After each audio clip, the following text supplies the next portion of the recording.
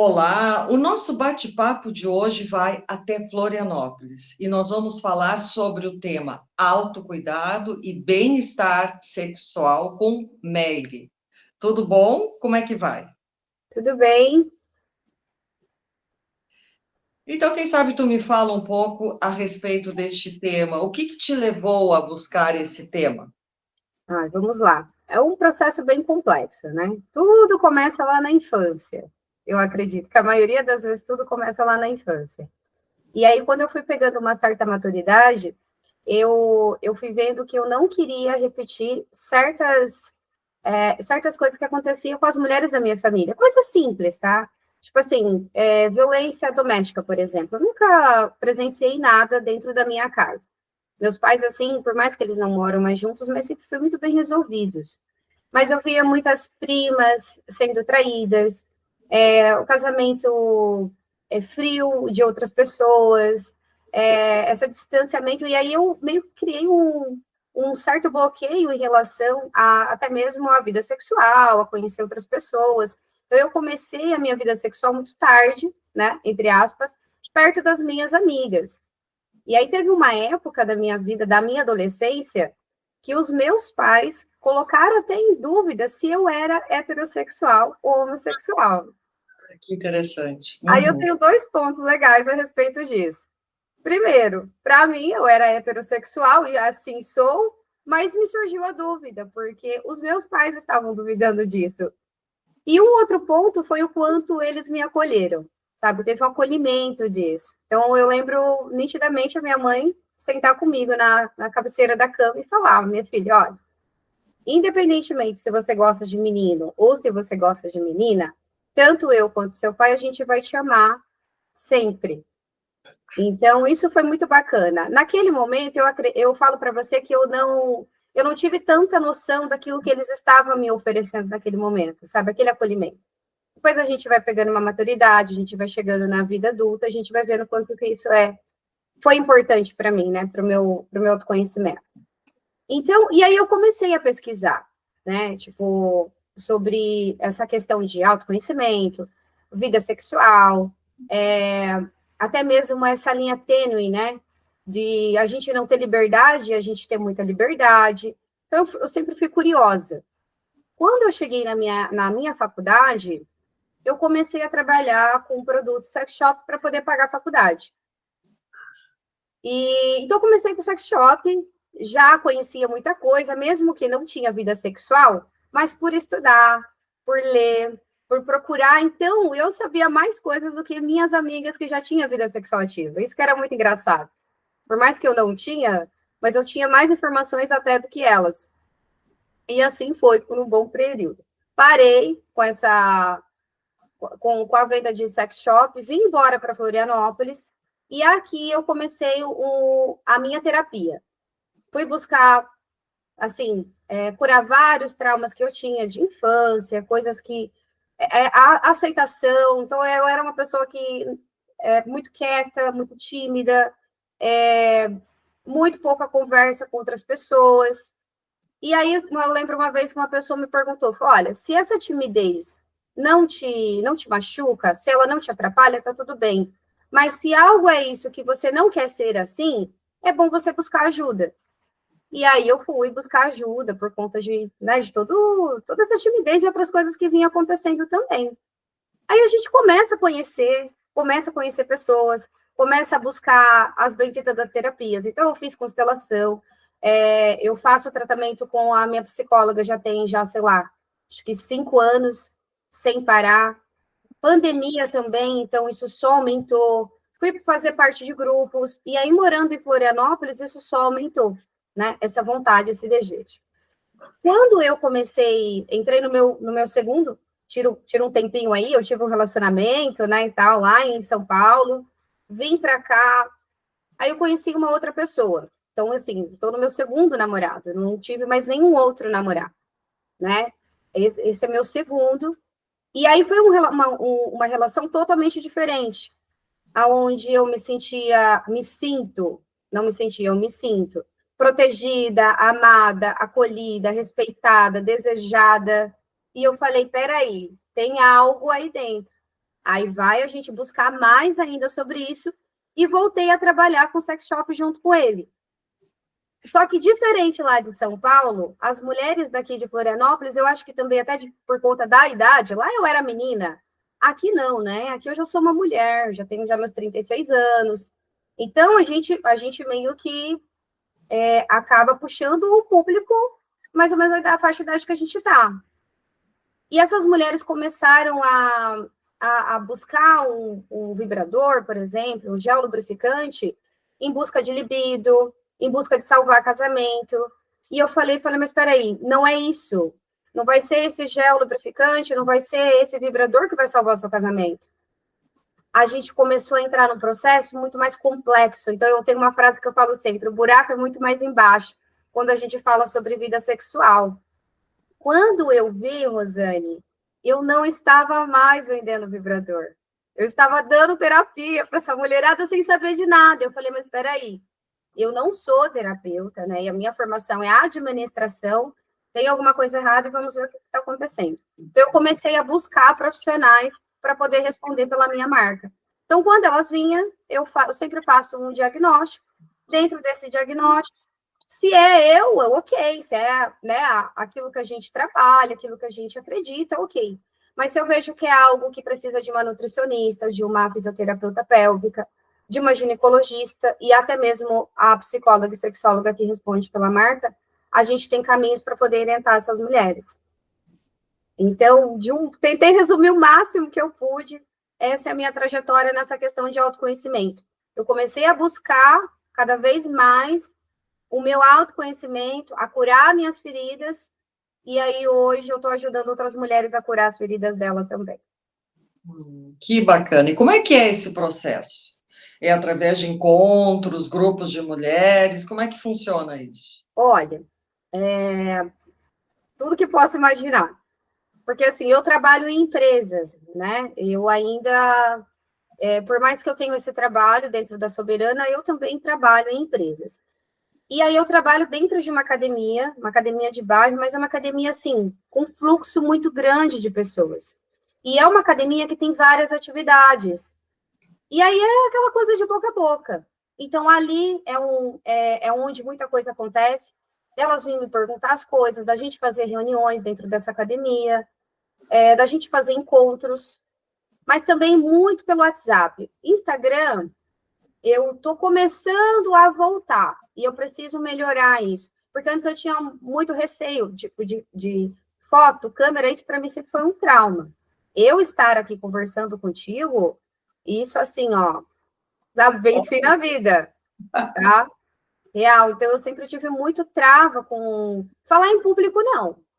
Pode, assim, eu já falei assim, com a plateia, sei lá, de 200 pessoas. Para mim, isso não é problema. Mas eu tá me apresentando para uma câmera, travo. Interessante, tô vendo. Uhum. Pois é. Aí eu fui buscar o porquê. Aí encontrei o motivo disso, coisas que aconteceram na infância também, autoestima baixa, teve tudo a ver com isso. Então, eu estou tratando isso. Então, assim, o meu WhatsApp é muito mais ativo, se for ver, do que ali as redes sociais. Então, pessoalmente, a gente faz grupos. Esse ano foi um ano que eu fui convidada para fazer vários movimentos, assim, no Outubro Rosa. Em março também a gente fez alguns movimentos bem bacanas, bem legais, em academias, com outros terapeutas, com psicólogas, grupos pequenos. Eu fui convidada também para aniversários de meninas e me chamaram para poder conversar, e aí, porque como eu vou sempre ali devagarinho, com muita sutileza, quando vê, elas já estão se abrindo, conversando, e aí acaba sendo uma interação legal, e uma passa para a outra, sabe? Então, acaba sendo muito boca a boca. Ah, que bacana. Então, tu te profissionalizou em ajudar mulheres nesse tema. Exato, estou me profissionalizando, né? Então, agora eu estou fazendo algumas formações, cursos pequenos, e o próximo ano, agora, de 2025, que eu vou fazer uma formação mesmo, junto com uma ginecologista, né? Para a gente entrar dentro das terapias. Por enquanto, é sempre cursos pequenos, orientações, e eu nunca me passo como psicólogo ou qualquer outra profissão, entende? Nunca, jamais. A gente tem um protocolo de perguntas, e quando é necessário isso, que nem sempre é necessário, muitas das vezes elas vêm atrás dos produtos e está tudo bem, mas quando elas chegam com alguma questão que não é da minha alçada, eu passo para as profissionais que respondem pela marca. Tá, mas vamos ver então assim, tu falou num relacionamento que já está frio. Quais são as dicas ou como tu orienta essa mulher a dar uma pimentada nessa relação? Depende muito da situação, mas muitas das vezes ela está com a autoestima muito baixa. Tem muito a ver com a autoestima dela, com a libido dela, com a percepção de como que ela está. Então, as primeiras dicas básicas, assim, é sempre a alimentação e atividade física. E quanto tempo que ela não vai na ginecologista. Então, ela tem que passar por uma reforma. Exato. Ela se abandonou. O que tu nota, assim, que a mulher que esfria a relação, o que tu observa nela? Como é que ela está com ela mesma? Primeira coisa que eu vejo é o cabelo. É? Primeira coisa que eu noto. Se o cabelo dessa mulher está bem cuidado ou não. Segundo ponto, nem sempre, né? Que às vezes ela tá muito bem e tal, mas às vezes ela tá mudando muito a cor do cabelo dela. Sabe? Então, se essa mulher, ela tá ali nessa constância, tá cortando demais, tá mudando demais, é bom mudar. Mas se é uma coisa muito repetitiva, a gente que tem essa coisa com o cabelo e tal, toda mulher tem, né? Sim. Então, eu faço pergunta. Então, tipo assim, ó, se eu ver, tá normal, tá um cabelo bonito e tal. Eu falei, tá, tu presta atenção de você cuidando do teu cabelo? Faz quanto tempo que você não faz uma hidratação? Então, eu começo pelo cabelo. Porque é o cartão de abertura. Sim. Uhum. Então, através do cabelo, aí a gente vai vendo outras coisas como que tá. E muitas das vezes vê também se essa mulher, ela tá sobrepeso, como é que tá a pele dela, a fala dela, se ela é mais negativa ou se ela é positiva, a energia dela como que tá, né? Uhum. E aí depois a gente vai aprofundando. Eu nunca chego muito a fundo em relação a problemas na relação dela. Então eu escuto ela, super. E aí ela vai falar tudo para mim. Ela vai falar se esse casamento não tá bom, que isso, que aquilo, que meu marido é assim, nananã, é assado. Então essa parte aí é com a psicóloga e sexóloga, né? Mas eu tenho uma conversa com uma amiga dela, e ela fala, um exemplo, né? Fala, eu vi o seu vídeo, uma amiga me indicou um gel excitante, e eu preciso muito dele. Eu falei, que legal, que bacana, você já usou? Não, vai ser a primeira vez. Qual que é o intuito? Eu oriento ela e explico para ela que esse produto não é o salvador da pátria. Né? Então, ela compra um produto sabendo como que usa ele, quais são as contraindicações e qual não são, se ela é mais sensível ou não, e a gente vai aprofundando. Uhum. Então, é um pouco complexo, mas no final sempre dá certo. Uhum. Um outro protocolo que a gente usa muito é principalmente das meninas com candidíase. Então, tem muitas meninas com candidíase, principalmente com candidíase de repetição, e está muito ligada à vida sedentária, ao cigarro, ao uso excessivo de glúten. Então, junto com a minha nutricionista, que responde pela marca, a gente já tem um protocolo de perguntas, são 12 perguntas, e dentro dessas perguntas tem um pouquinho sobre a vida da saúde mental dela, a vida espiritual e a vida dela com o corpo dela. Quanto tempo ela não vai no ginecologista também, se ela está tomando algum medicamento. Então, ali a gente já tem meio que um diagnóstico para onde ela vai. Depois que ela me responde, aí eu vejo ali aonde que tá, né, os pontos vermelhos, mando para ela um textinho indicando para ela e tal. E o produto que eu uso, né, que eu indico para elas, que é meu produto de venda, ele não tem contraindicação, que nada mais é um sabonete ginecologicamente testado e dermatologicamente testado, né, para esse tipo de situação que está acontecendo com ela, e um gel lubrificante à base de coco. Olha então, é indicado para qualquer mulher o uso do óleo de coco. Então, a gente tem um gel próprio e ele ajuda demais no combate às candidíase. Só Tá. que isso também não vai salvar.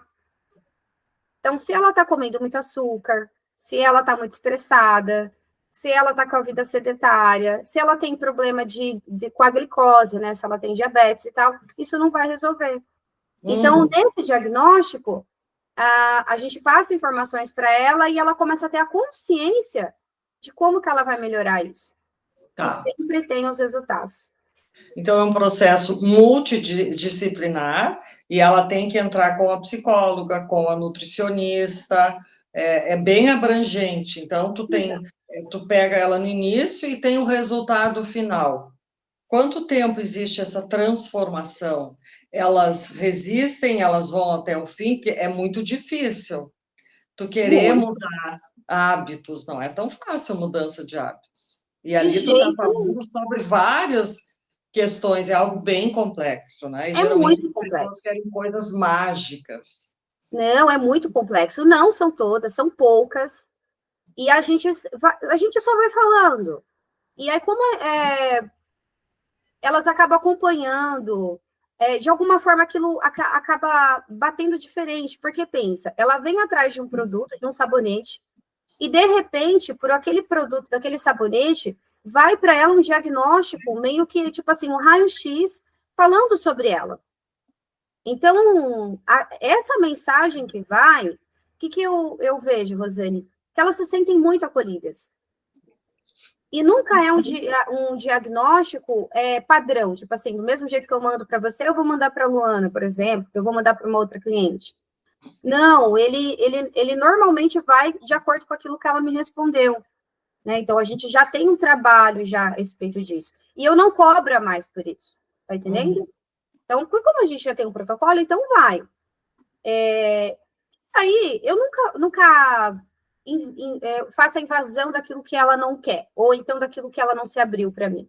Então, é muito, muito individual. Tem aquela que só vai vir atrás do produto mesmo, e ok, tá tudo bem. Mas muitas das vezes, por ela participar de encontro, por ela vir através de uma pessoa que indicou, ela também quer essa conversa, ela também quer esse cuidado, ela também quer sentar numa mesa comigo de um bar, que normalmente eu faço encontro com elas em barzinhos, em cafés, ela também quer isso. Então, ali a gente tem uma conversa como amigas, assim como eu estou tendo aqui contigo, e a gente consegue, assim, não são todas, óbvio que não, é uma mínima parcela, mas a gente tem, assim, olha, cases de sucesso muito bons, em pouco tempo de trabalho, sabe? Então, elas foram me moldando. Conforme a necessidade delas, eu fui buscando meios de poder ajudar essas meninas sem ser invasiva e também sem querer vender fórmula mágica, que é uma coisa que eu sempre falo para elas. Olha só, se você está fora do peso, a forma de você chegar no peso que você quer é você arrumando a sua alimentação e você deixando de ser sedentária. Não tem fórmula mágica. Então, você vai ter que começar de algum jeito. Se você está chorando todos os dias por uma dor, não vai ter ninguém que vai lá passar a mão na tua cabeça, ó, minha filha, minha coitada. Não, isso não vai resolver. Se você realmente não levantar, sabe, vestir a camisa de que não, eu vou sair disso daqui, esquece. Então a gente vai falando assim, e aí muitas das vezes dá certo. Nem sempre, mas a gente vai tentando. Eu imagino, não é tão fácil esse Não. processo. Mas assim, ó, e como é que foi para ti a autoestima, esse processo de resgatar a tua autoestima que tu comentou logo no início que tu não tinha? Como é que foi esse despertar? Eu não tinha nenhum. Pra você ter uma noção, meus 18 anos, mais ou menos, eu rasguei todas as fotos que tinha minha em casa, assim, todas as fotos. Eu tinha um problema muito sério em me olhar no espelho, em ver uma foto minha, de ver um vídeo meu. Aí fui buscar por que disso. Aí era aquela coisa, assim, de ter, sei lá, uma foto minha e aí alguém falar, eu sou a primeira neta negra da minha avó. Eu sou a primeira neta negra dela. Então, assim, até 2015, Eu ainda era a única neta negra dessa família. Então, teve algumas piadas, mas é muito engraçado porque se você falar para mim, você sofreu preconceito, não, eu não me sinto assim. É muito doido, eu não consigo explicar ainda o porquê. Mas isso no meu inconsciente ficou. Então, eu não gostava de tirar foto, porque, ainda mais aquelas câmeras da Kodak de antigamente. Então, dependendo do lugar, eu não aparecia, né? Ficava mais escuro. O cabelo não era desse jeito, então o cabelo era cacheado e o restante da família não era. Então, isso foi batendo em mim de uma maneira diferente, entende? E era aquela coisa assim, eu sou diferente dos meus primos, entende? Então, isso foi batendo em mim de uma forma errada. Na escola também teve algumas coisas. Quando eu cheguei na adolescência, eu queria, um exemplo, eu queria também ser popular, eu também queria estar participando de grupos de amigas, né? Tipo, e em aniversários e tal, mas eu não dava essa liberdade para ninguém. Aí foi onde eu te falei, onde eu escutei, uma pessoa falou para mim: olha, se você gosta de ser assim, ok, mas se isso não está sendo legal, é bom você buscar ajuda. E aí foi nessa coisa de buscar ajuda, de ir para a psicóloga pela primeira vez, eu comecei a perceber que tinha um outro universo. Aí é uma coisa que não para, né? Quanto mais você começa a cutucar, mais você vê o quanto que tem coisas para você resolver. E aí foi nessa fissura, sabe?